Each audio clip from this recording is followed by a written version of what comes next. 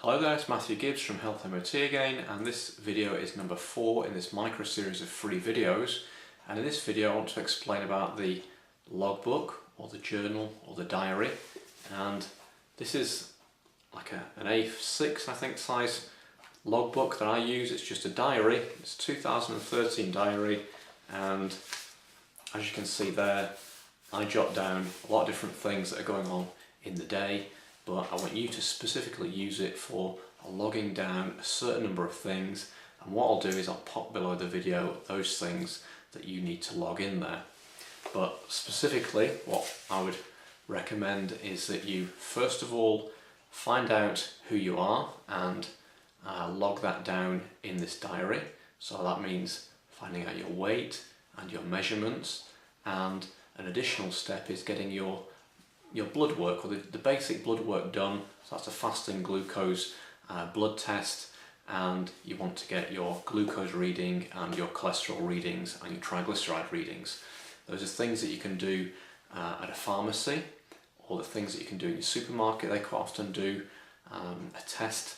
There's other videos I can give you how to go about doing that, or the simplest and cheapest and easiest way would be to go see your doctor.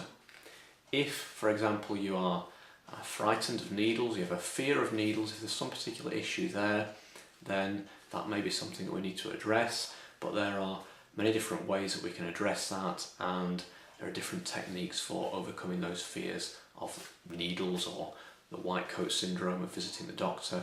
But it's very good to have a health check or a health MOT and find out who you are today, what your specific health is right now, and that gives us a basis for working out where we want to take our health to over the next 3, 6, 12 months.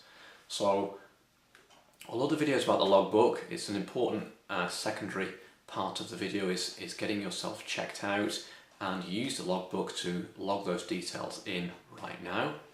And the other thing is, in the logbook, then another number of different things that you can log in there are from the previous video. We spoke about walking, so you can write down in the logbook the amount of walking that you've done.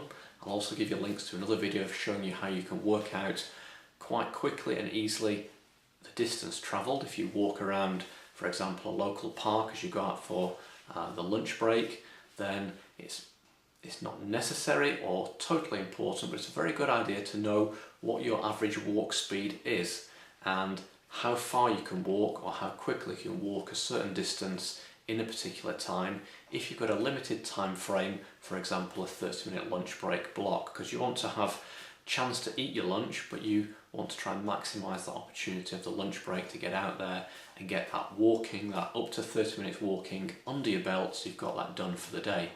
Because it's much easier to do it during the day than to come home in the evening from work, make the tea, maybe deal with the kids, and then if you've not done the walking, to say, well, I haven't done my walking today, can I really be bothered to do it? It's much more difficult to get out in the evening when there's other influences involved, like you're tired at the end of a long day, to actually get out and do the walking. So if you can get it done in the morning or during the day, then you'd be at a much better stage of getting that done on a regular basis. So log that in your logbook as well, and as well you can start logging your food in there.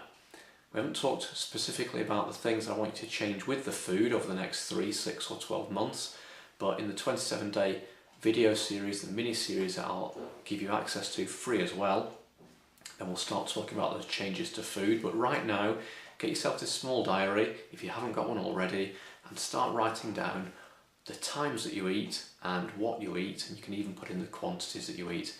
Other options are making some record of what you're eating, and you can do that with for example your camera on your telephone, or you can take a camera with you.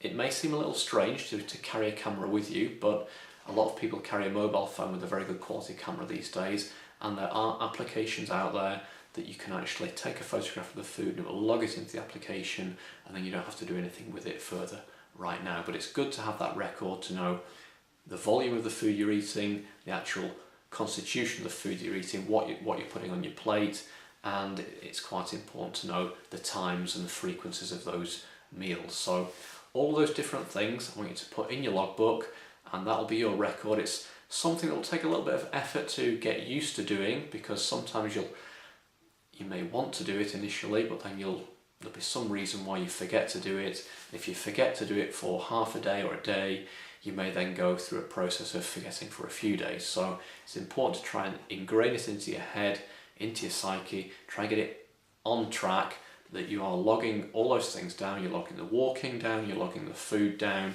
and you're logging any other information down that you think is important. So you may be wanting to log down your feelings, or feelings in your head and in your body.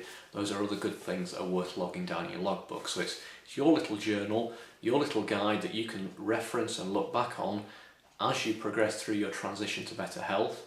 And it's also something that as you get further down the line and you notice that there's some improvements, we can then potentially look back at what things you may have lowered the quantity of consumption of, or may have eliminated, and you may get some specific benefits from that. And it's worth having that logged down in the book, so you can then look back and say, on that day I didn't have that, but I felt better because of it. Or I had that particular thing, whether it's a drink or some kind of food, and I started feeling not too good in my body because of that. So that's another good reason for having a logbook. So get the logbook and start using it and getting used to using it on a regular basis.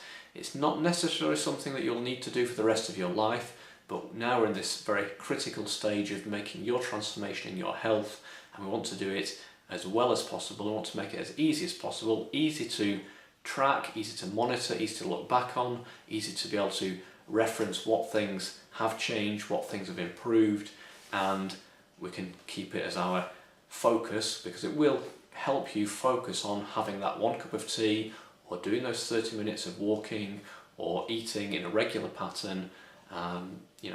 Many different benefits. That's why I would recommend having that logbook. So good luck, get your logbook, and I'll see you in the next video.